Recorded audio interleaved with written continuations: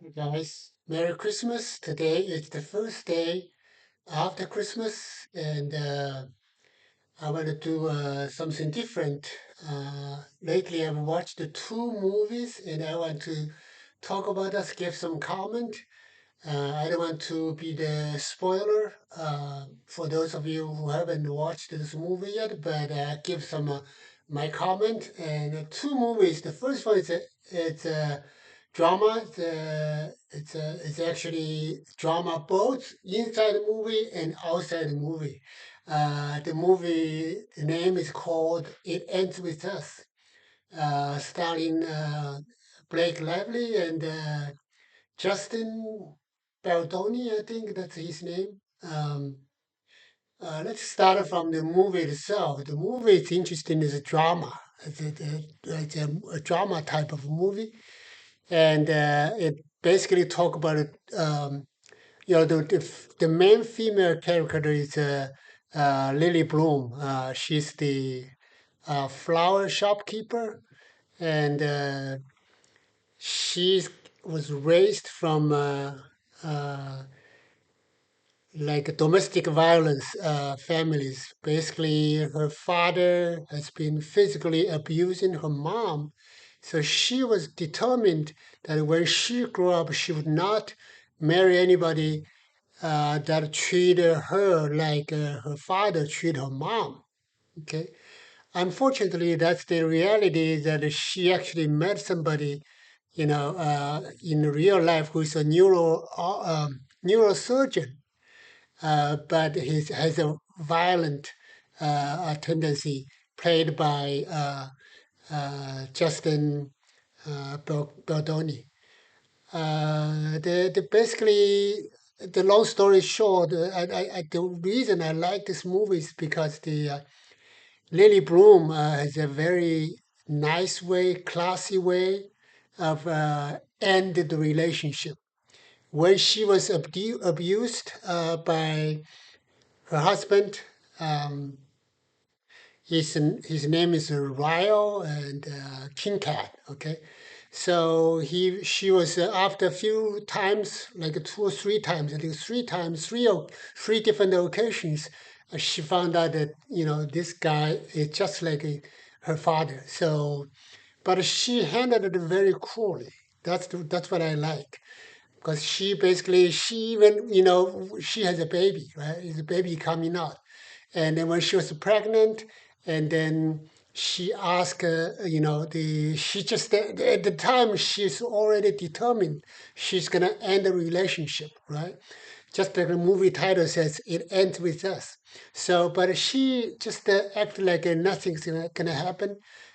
She led Ryo, her husband, to feed her bully, to sense, to feel the kicks of the baby, right? And then after the baby was born, the baby girl was born, she decided to name her after her husband, late brother, who died at 6 years old uh, because of the accidental gunshot. So all these things that you normally would not think that somebody is gonna divorce will gonna do those things, but that's what she did. But after the baby was born, in a hospital bed, she asked her husband to to lay down in the same bed, and then that's the time when she told him that I want a divorce, very calmly. Okay, there's no need to have a physical fight or even verbal fight, verbal dispute. We can end the relationship in a very civilized way. That's what I like. Okay, of course, this is not just because of acting, but also the movie is based on a novel, right? One of the best sellers. So I'm sure that I didn't read the novel, but I'm sure the whole thing is, uh, you know, it's based on a script. Now let's talk to the drama outside the movies, and it's no less the drama than the movie itself. Uh, uh, I don't want to get it, too many details. you may want to. I just want you know to be aware of this dispute and the legal actions that are involved. And it turns out when the movie first came out, a lot of people. Blake Lively got a lot of negative publicity because she acted as if very too lighthearted. Okay, when she was asking the questions about the domestic violence part, she take it too lightly. She took it too lightly, I guess. So a lot of people are not disappointed or mad at of Black Lively. But now we found out that basically last week that the truth behind this, although that doesn't, completely say that Blake Lively did everything right, right? I mean, even though now we know that the Justin Baldoni is a, at least a problematic guy because all the co-workers from the movie, from the film, and all supportive of Black Lively. That doesn't mean that Black Lively is totally innocent because she could have acted more appropriately when asked by people about domestic violence. Um, but that's another story. So you guys make your own judgment. What I do like of this is that by having a legal complaint, it's not a lawsuit yet. Okay, it's a legal complaint. We know that the the bigger or more complete picture. We know that Justin Baldoni is not completely innocent. We have he has his own and his legal team have their own problems. Okay, so I want you to be aware of that. The second movie I want to talk is about Anora.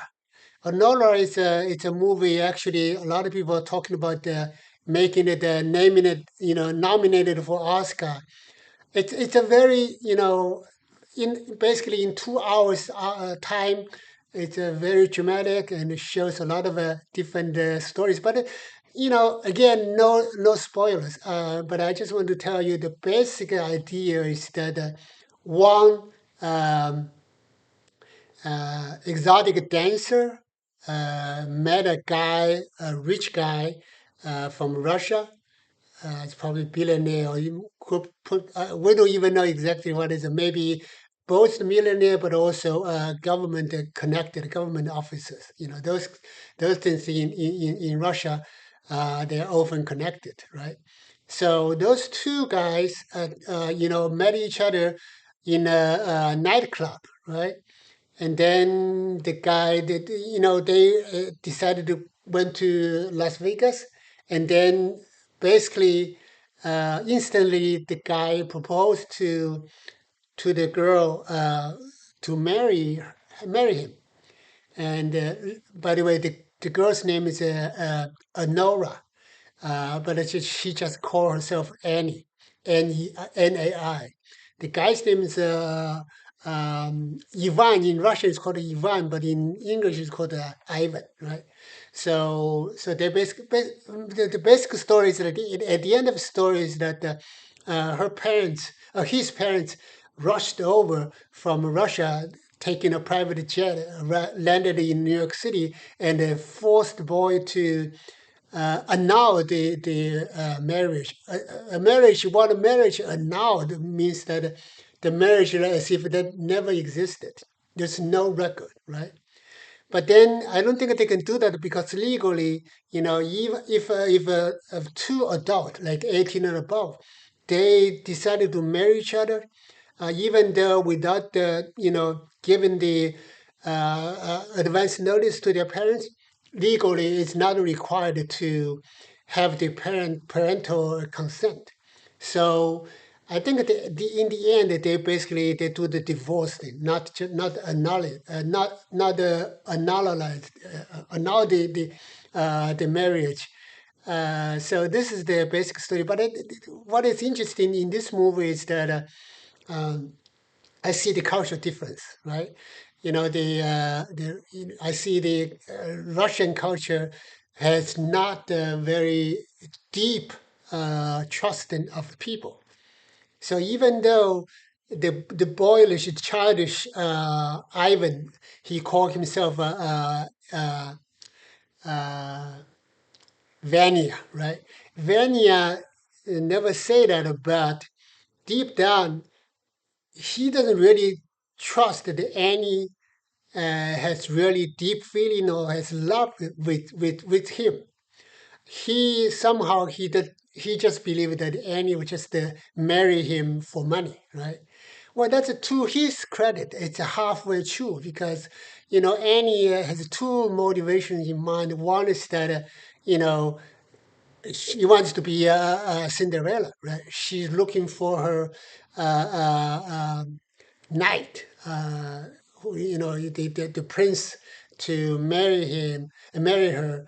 And then, so that's one part of it. Another part of it is that she, of course, she does like Vanya, the person, right? But there's the interesting story that at the end, when Vanya told his mom that calling Annie as the like hooker, and then Annie heard that. That's when she lost her temper. She just stood up, walked to Vanya, and say, "You're such a pathetic man. I'll be happy to divorce you." And then so that's kind of thing. So that's you can tell that some cultural difference. Okay, again, let's see if that movie will be uh, entering Oscar. We'll see it. So let's that's the end of the story.